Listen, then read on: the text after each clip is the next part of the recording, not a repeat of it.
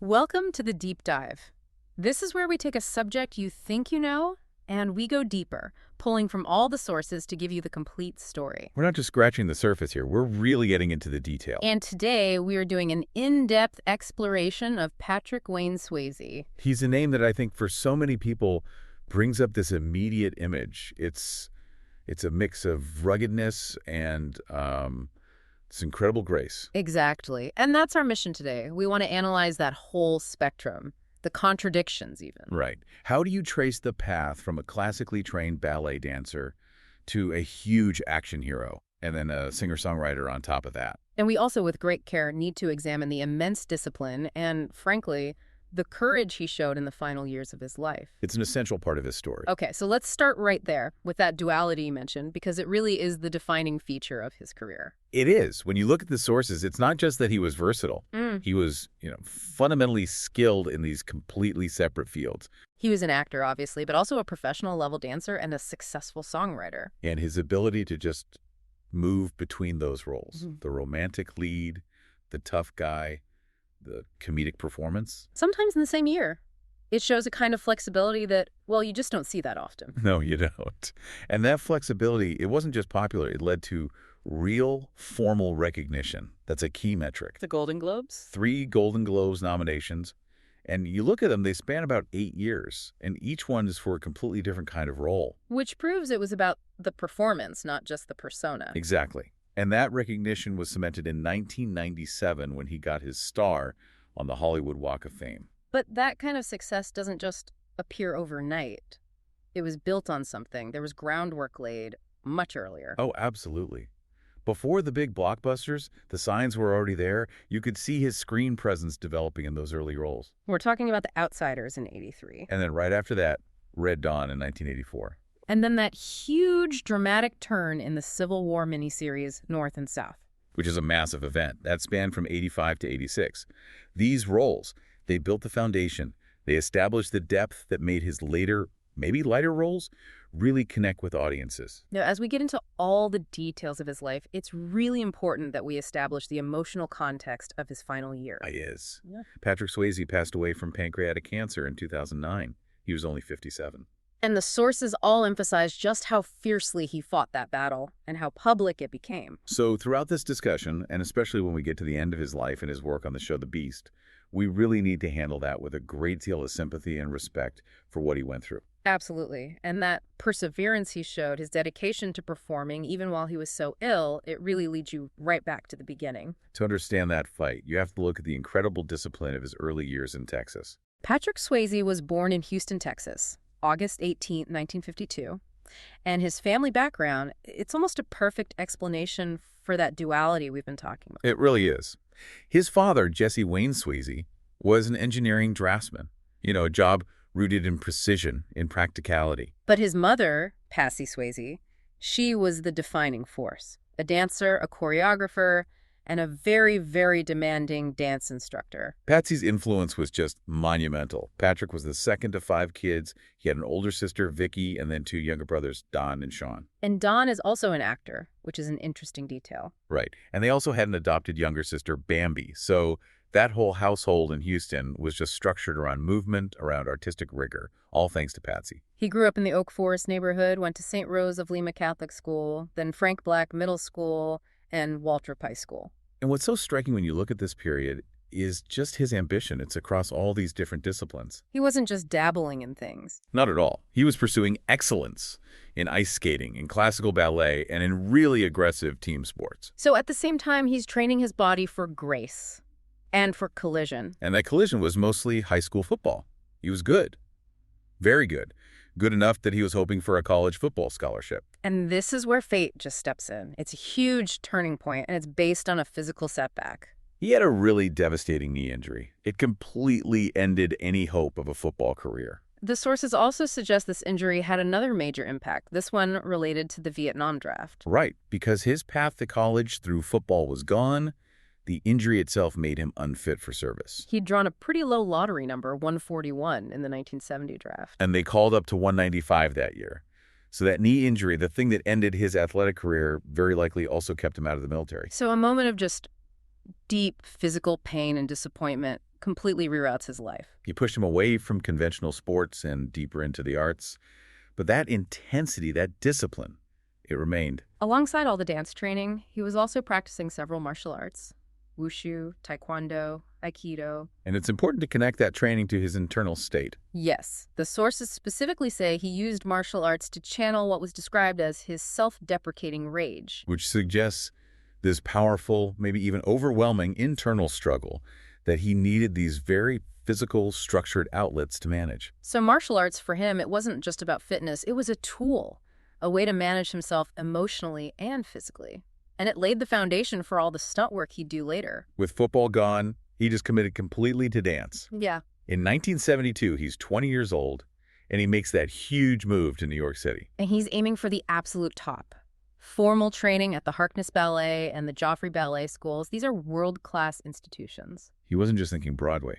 He was thinking classical performance. And then, once again, his knee affects his destiny. He was set for a massive professional break, a planned ballet with the legendary Mikhail Baryshnikov. I mean, that's the dream. That's the validation for all that training. But it was snatched away. He needed reconstructive surgery on that same knee, which just made the demands of a full-time classical ballet career physically impossible. So these early injuries, first they closed the door on football, and then they closed the door on being a principal ballet dancer.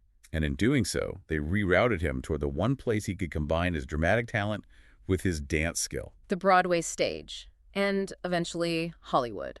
It's a powerful thing to realize. Two separate, defining physical setbacks propelled him into the world that ultimately made him a global star. And those setbacks opened the door to the 1980s, his true breakthrough era. That transition from classical dance to the stage, it started right after that knee surgery. His first professional gig was as a dancer for Disney Theatrical Group. In a touring show, wasn't it? Disney on Parade. That's the one. And that was followed very quickly by a huge role on Broadway.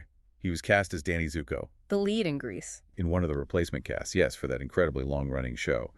And that shift from the very controlled world of ballet to the raw energy of a hit musical, that showed his commercial appeal. His screen career started just a few years after that.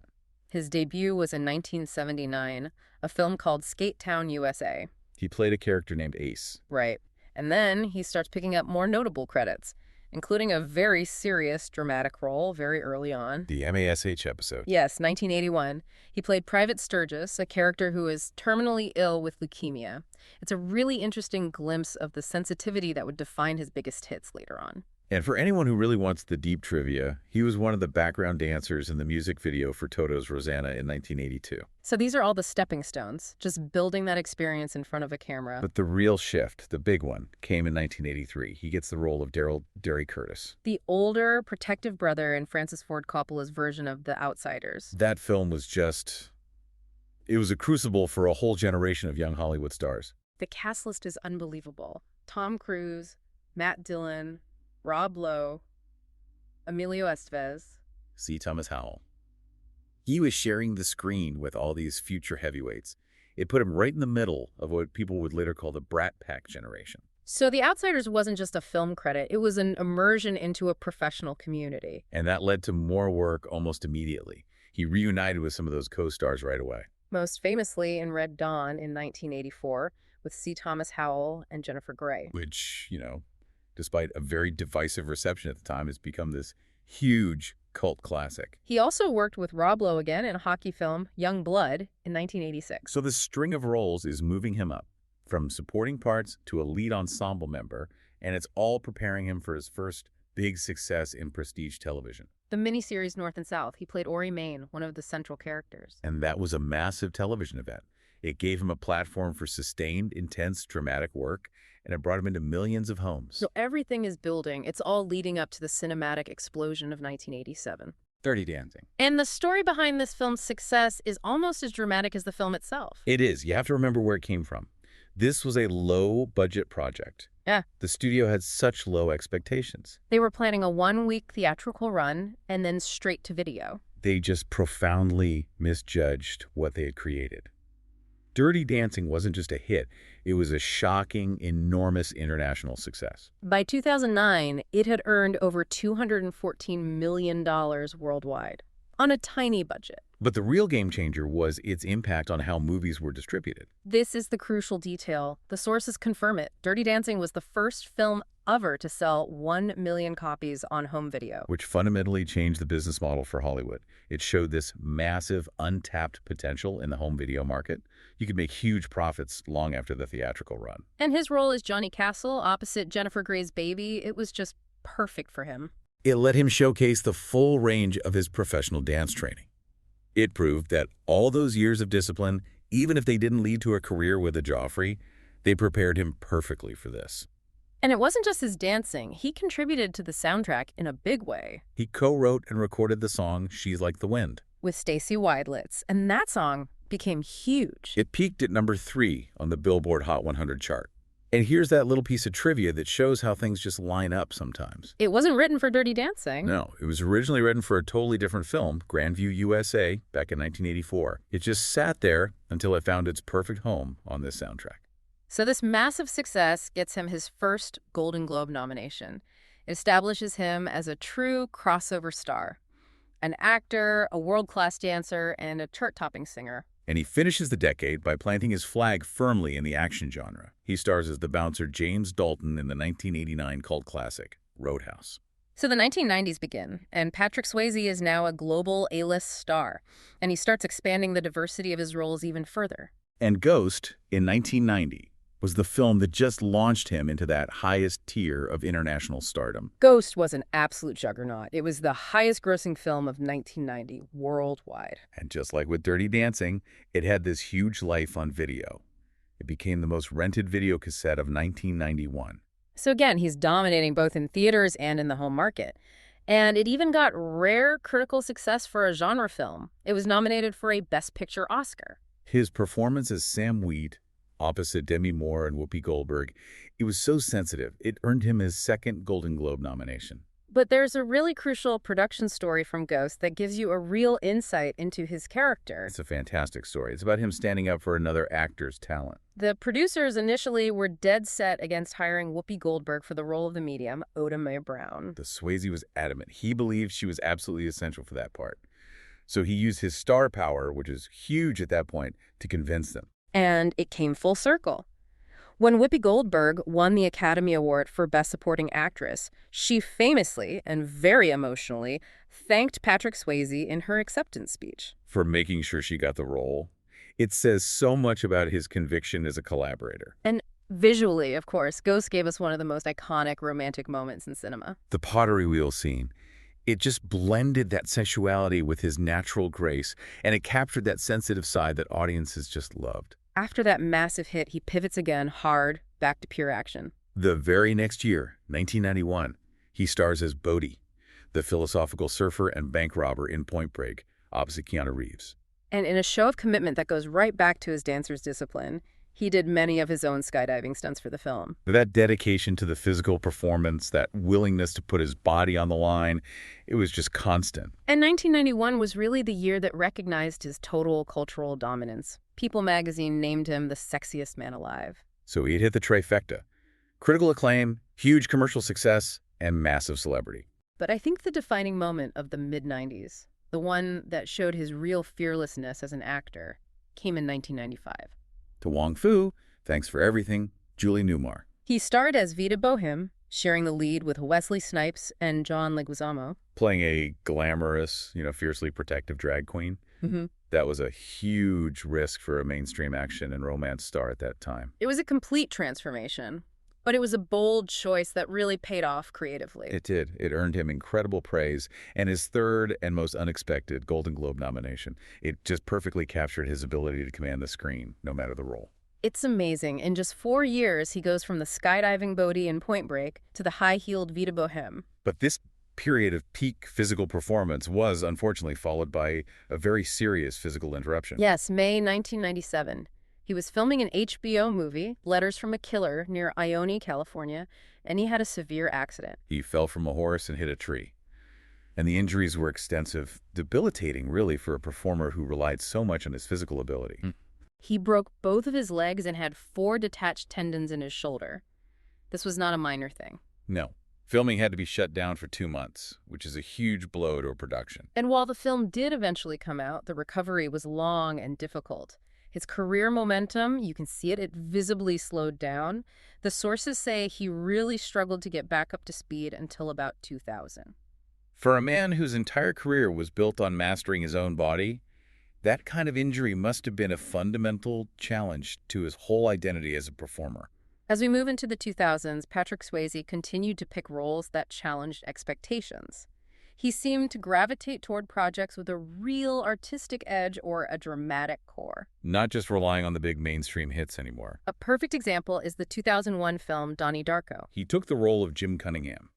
On the surface, he's this inspirational, motivational speaker. But he's later revealed to be a closeted pedophile. It was a role that used his established image, that charm and masculinity, and just twisted it. Which made the final reveal so much more unsettling. And while Donnie Darko wasn't a huge box office hit right away, it built this incredibly powerful, lasting cult following. It's one of the most analyzed independent films of the early 2000s.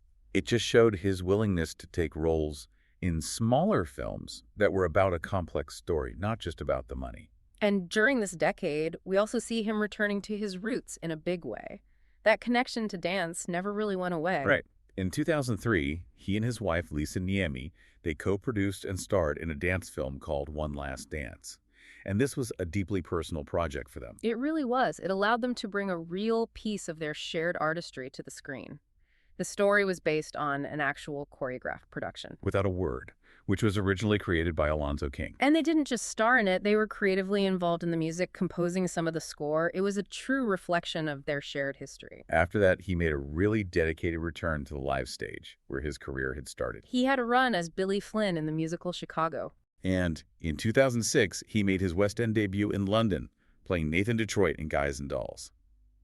He stayed in that role for months, just reaffirming that he could command any stage in the world. We also see him bringing his family into his professional life during this time.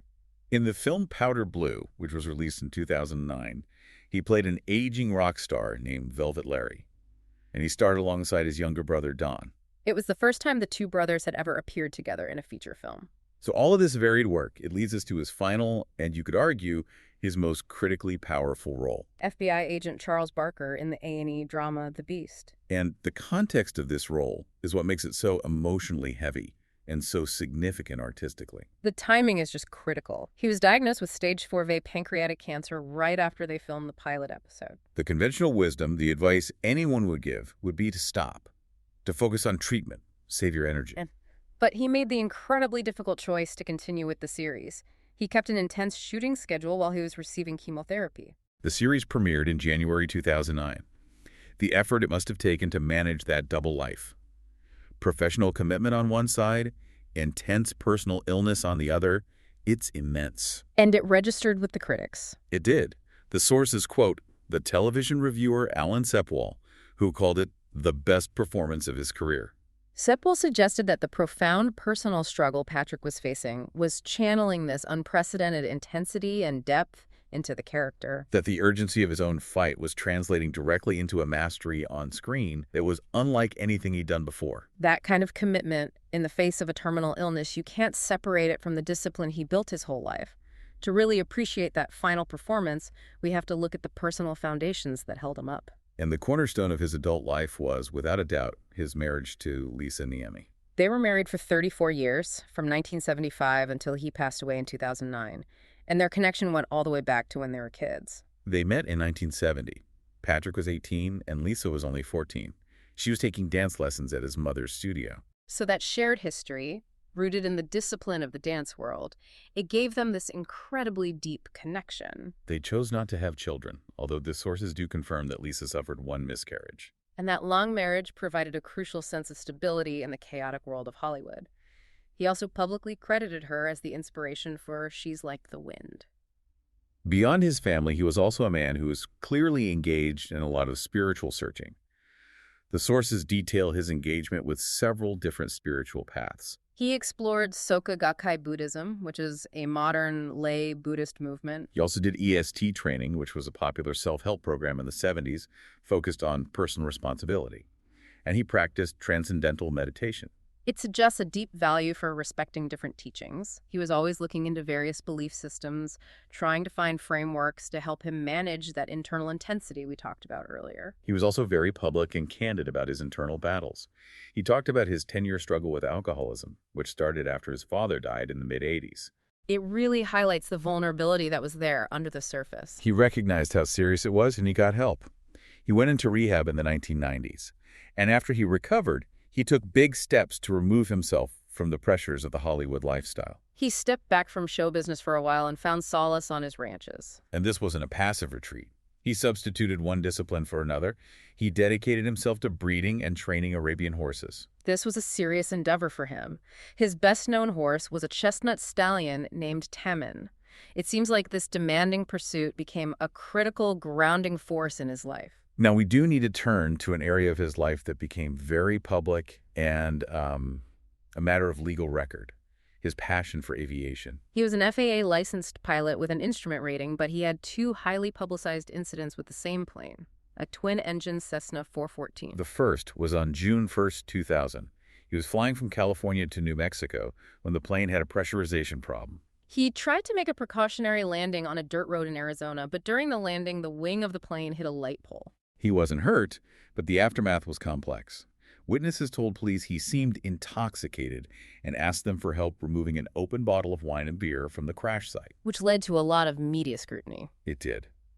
But we have to focus on the official finding from the National Transportation Safety Board, the NTSB. Their report was very meticulous. And it cast doubt on the intoxication claims. They noted the alcohol was found in external storage, inaccessible during the flight. The official NTSB finding for the probable cause was Swayze's physical impairment, but not from alcohol. It was from the cumulative effects of carbon monoxide, which came from engine exhaust and his heavy tobacco use, combined with hypoxia from the loss of cabin pressure. This is a crucial distinction. The official cause wasn't immediate intoxication. It was a physiological impairment caused by a technical problem with the plane, made worse by his lifestyle habits, specifically the heavy smoking. Then, in December 2006, he and Lisa, who was also a pilot, had another very alarming incident in that same plane. They had a total failure of the right engine right after takeoff. And in that situation, Lisa Niemi was flying the plane, and she successfully made an emergency landing. After that close call, they decided the Cessna was too risky. They sold it and bought a much larger, safer aircraft. Now, with great respect, we turn to the final chapter of his life, his illness, his public fight, and his passing. The timeline shows how quickly everything intensified. The first symptoms started in late December 2007, right after he finished the pilot for the Beast. It was a burning feeling in his stomach caused by a blocked bile duct. Just 3 weeks later, mid-January 2008, he got the diagnosis, stage 4 pancreatic cancer. Which is known for being incredibly aggressive.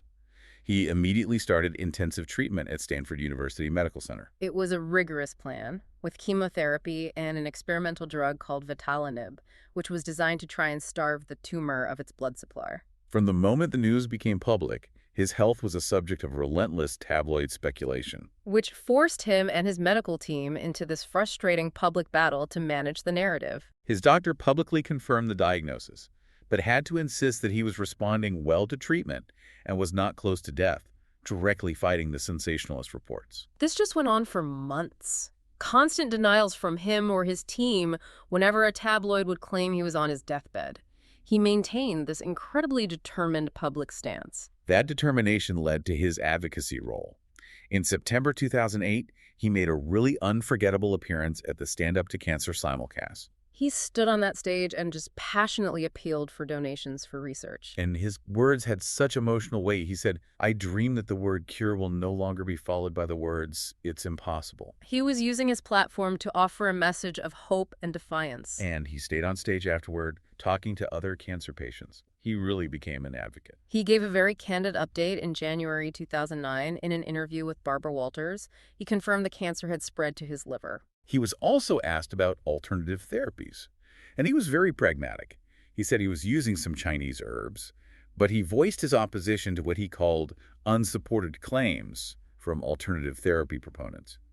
He was very grounded in his medical fight. There's one difficult fact the sources provide about his long-term health habits, and we should note it with sympathy for the challenge of addiction. He was a self-confessed heavy smoker for 40 years. sometimes smoking up to 60 cigarettes a day. And he publicly stated he believed this contributed to his cancer. And tragically, the sources do confirm he continued smoking even during his treatment, which just illustrates the incredible power of a long-term addiction. His health had a major setback in early January 2009. He was hospitalized with pneumonia, which is a common and serious complication from chemotherapy. He was released after about a week, but the fight just became exponentially harder. In April 2009, doctors informed him the cancer had metastasized to his liver. 20 months after his diagnosis, after showing a perseverance that surprised almost everyone, Patrick Swayze passed away at his home on September 14, 2009.